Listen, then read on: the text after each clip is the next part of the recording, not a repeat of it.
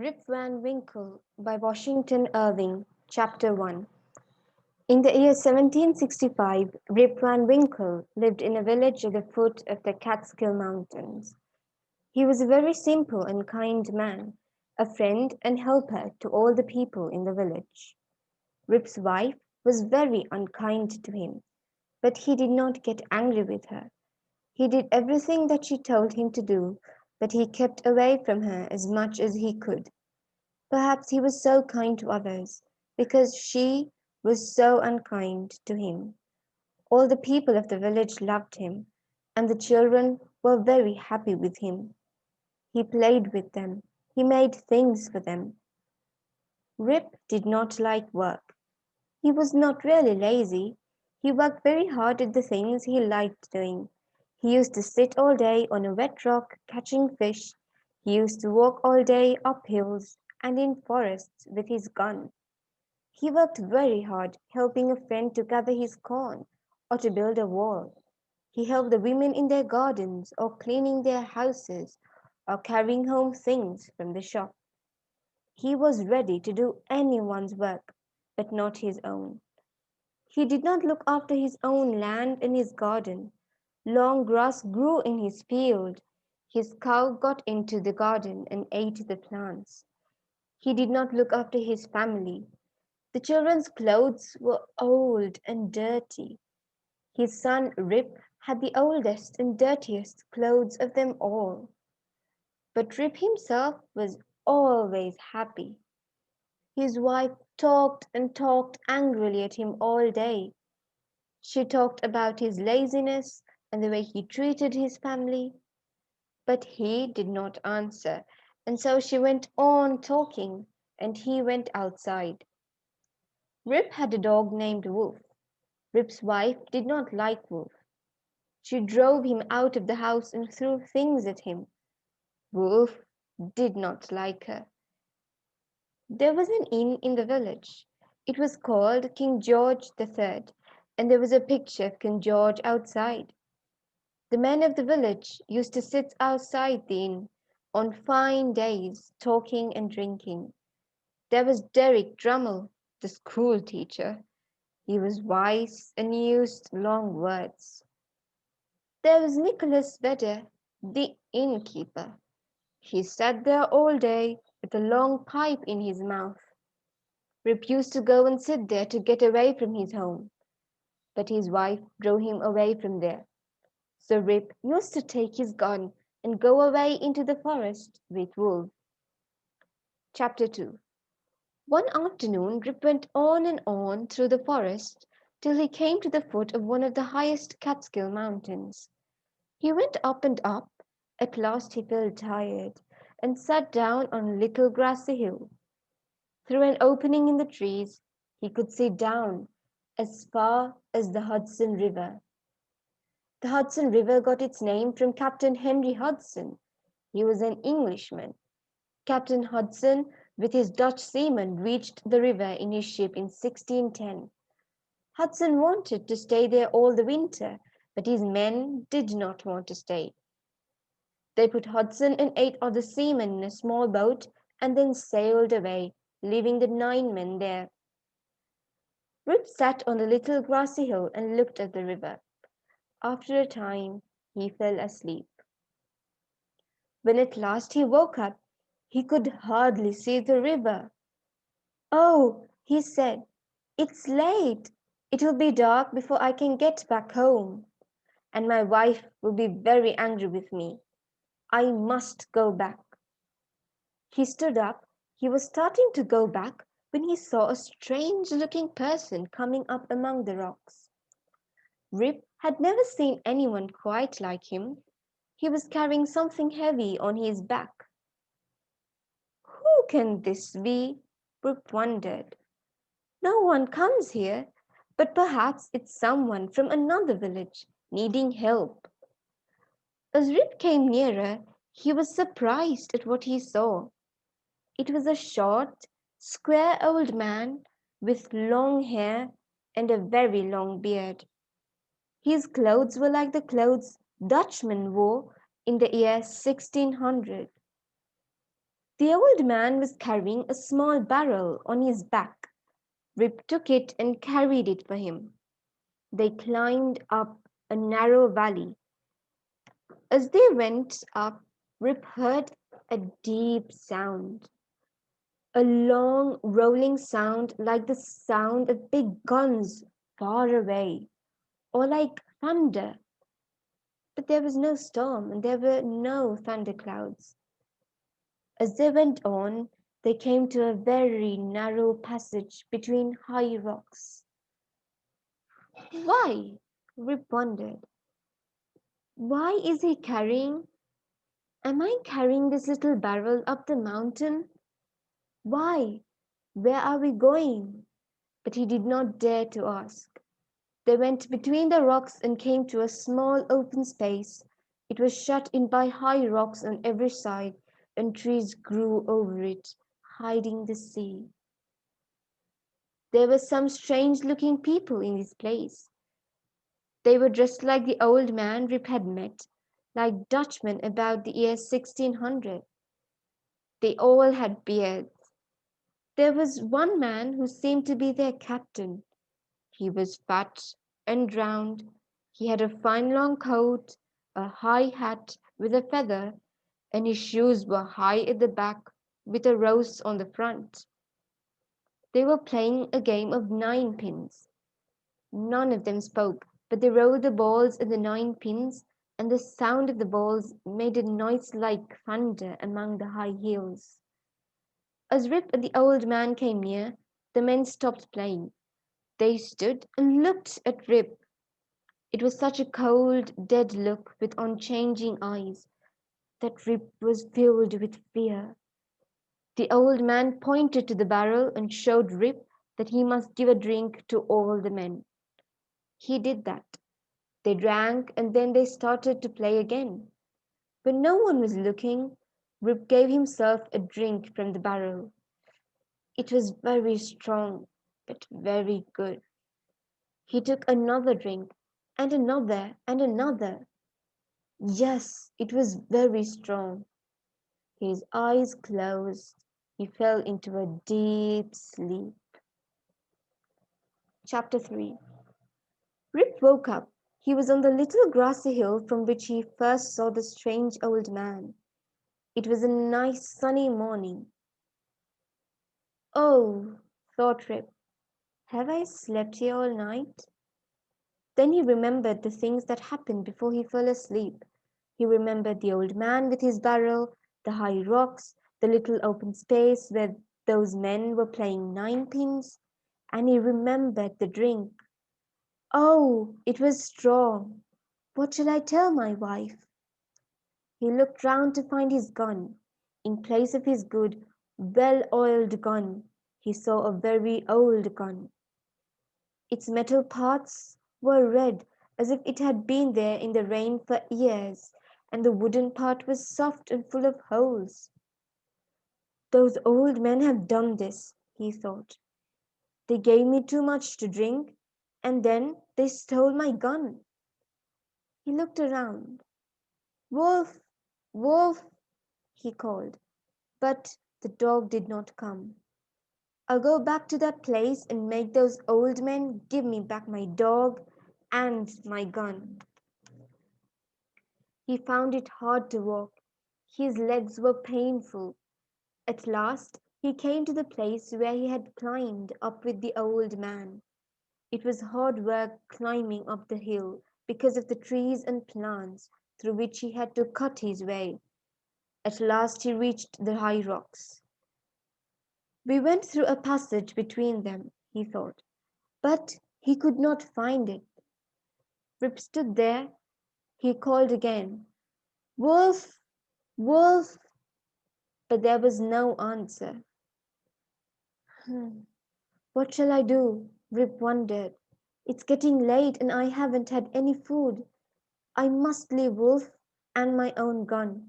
Wolf will find food up here in the mountains. He began to walk. As he came nearer to the village, he met a number of people, but he did not know them. That's strange, he thought. I know everyone in the village and in the country around it. Their clothes were strange, not like the dress of the people he knew.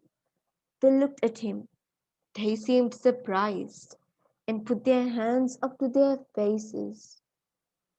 Why do they all put their hands up to their faces? He wondered. He put his own hand up to his face and he found that his beard was a great length. He came to the village. Children ran after him shouting and pointing at his beard. They were strange children, strangely dressed. None of them were children he knew. Those children were all his friends, but these children were not. The village was changed. It was bigger. There were more people in it. There were many houses he had never seen before, and the old houses that he knew were gone. There were strange names over the doors, strange faces at the windows. Everything was strange. Isn't this my village? Isn't this the village I was born in? The village I left yesterday? He looked up. There are the Catskill Mountains. Here's the silver Hudson River. Everything just as it has always been. The drink last night has done something to my mind. With some difficulty he found his way to his own house. He went up to it very quietly, because he was afraid he would hear the angry voice of his wife. But the windows were broken. There was no door. He went into the house.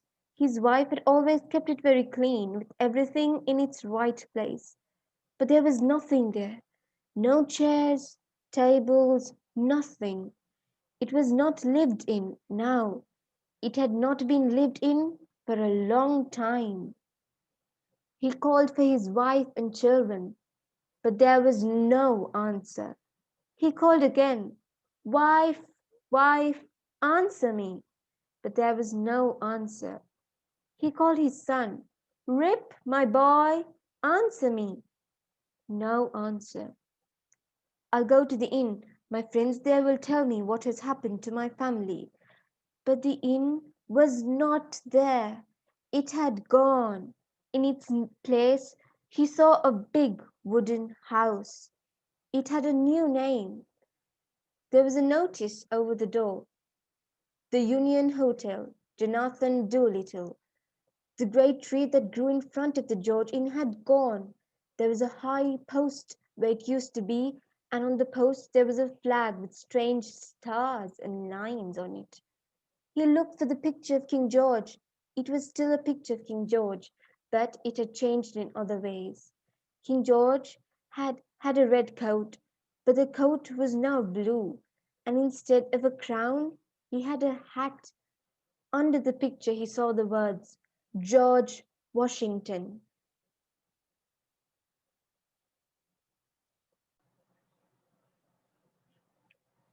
Chapter 4. There were some people round the door of the inn, but Rip did not know any of them, and they were not like the people he used to meet at the inn. His people were quiet, slow, sleepy people, but these were making a lot of noise, talking quickly and in high voices. There was a small man with a dried up face and a lot of papers in his pocket. He was talking about things that Rip had never heard of, about the people's rights and an election, about electing a man to go to Congress. What is Congress? Rip wondered. Is it a thing or a place? And why isn't a man there? And then the little man talked about a war, the War of 76. Does he mean 1676? Rip asked himself. But that was a long time back. And 1776? That won't come for a long time. What war is he talking about? The men sitting in front of the inn looked at Rip Van Winkle. His long beard, his old and useless gun, his strange-looking clothes. The little man came to him and said, "Which side are you on?" "Side of what?" asked Rip. Which side do you want to win the election? Who do you want to send to Congress to make laws and rule our country? Rip did not understand. Then a rich old gentleman in fine clothes and a high hat came. He said, "Why are you carrying a gun? Have you come to cause a fight?" "No, no, no," said Rip. "I'm a poor man, a quiet man, and King George is my king. God save the king." "King George!" cried all the people. "Take him away, away! He's not an American. Who is he? Call the police." "Why have you come here?" said the old gentleman. "Are you looking for someone?" "I'm looking for some of my friends who come to this inn, or they used to come, but I can't see any of them here." "Who are these friends of yours?" "Well, where's Nicholas Vedder?" "Nicholas Vedder?" said the old man. "He died 18 years ago." "Where's Brom Dutcher?" "He went into the army at the beginning of the war, and he was killed in a battle, or lost at sea, I don't know which." "Where's Derek Drummond?" "He went to the war too. He did well, and now he's in Congress. He's a congressman." Rip did not know what to do or what to think. All these changes in my home and in my friends. I'm alone, alone in a strange world in which nobody knows me. Does no one here know Rip Van Winkle? He cried. "Oh, Rip Van Winkle!" cried two or three people. "Yes, he's there sitting under that tree. That's Rip Van Winkle." Rip looked. He saw someone just like himself as he was when he went up the mountain. The same young, lazy man in dirty old clothes. "Is that me? Then who am I? I'm not myself. That's me. Someone has got into my shoes. I was myself last night, but I fell asleep on the mountain, and they have changed my gun, and everything is changed. I'm changed, and I can't tell what my name is or who I am." The people began to look at each other. They touched their heads. Is he right in his mind? Is he safe with that gun? The rich old gentleman went away. He seemed to think it was not safe to stay there. Just then a pretty young woman came to take a look at the strange man with the long beard. She had a small boy in her arms. The child was afraid of the old man, and cried.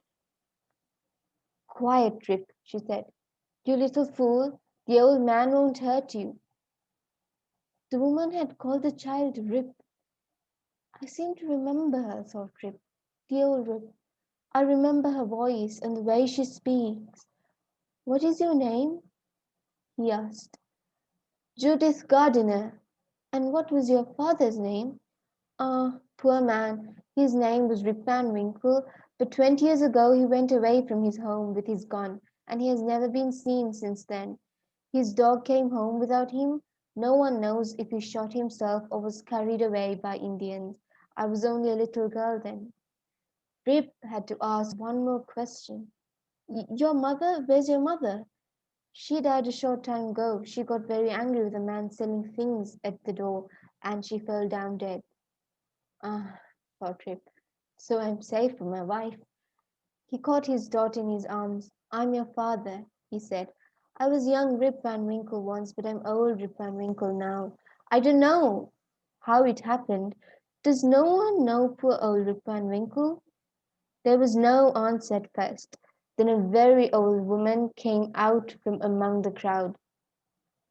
"Yeah," she said, "that's right. He is Rip Van Winkle. So you've come home at last. Where have you been for the past 20 years?" Rip told his story. It did not take long to tell, because all those 20 years had been to him only one night. The people looked at each other when they heard it. Some said, "What a story! Does he expect us to believe it?" The rich old gentleman thought that was safe to come back. "No," he said, "we can't believe that story." Then they saw old Peter Vanderdonk. "Let's ask him," they said. Peter Vanderdonk was the oldest man in the village, and he knew all the things that had happened there, and all the legends, the stories that had been passed on from father to son for more years than anyone could remember. "Yes," he said, "my grandfather knew all about the Catskill Mountains, and he said that strange things happened there. Henry Hudson comes back to the river with his 8 men every 20 years. He comes to keep watch over the great river that he was first to find. My father once saw them in their old Dutch clothes playing nine pins up in the mountains, and the sound of the balls was like thunder. The people went away, the women went to their homes, and the men went on with their election. Rip's daughter took him home to live with her. She had a very nice house. She had married one of those boys for whom Rip once made things. Rip's son was very like his father. He worked hard at anything he liked doing, but he did not like doing on his own land. Rip went on living as he had done in the past. Many of his friends were very old, and he found friends among the younger people. They liked him very much. Rip went back to his old place outside the inn, and the men liked hearing his stories about the old times before the war. But things which had happened after the war all seemed very strange to him, and he didn't care who ruled the country or who made laws and gave orders. The only thing he didn't like was being ruled by a wife, and now he was free from that. He could go out and come back home whenever he wanted. He used to tell his story to every traveler who came to Mr. Doolittle's inn. At first, the story wasn't always quite the same, but after a time it became just the story that you have read. Some said that it wasn't true, but the old Dutch people all believed it. And whenever they heard the thunder sound, they said, "That's Henry Hudson and his men playing nine pins." And there were some people whose wives were like Mrs. Van Winkle, and they wished that they might have a drink from that barrel and wake up 20 years later.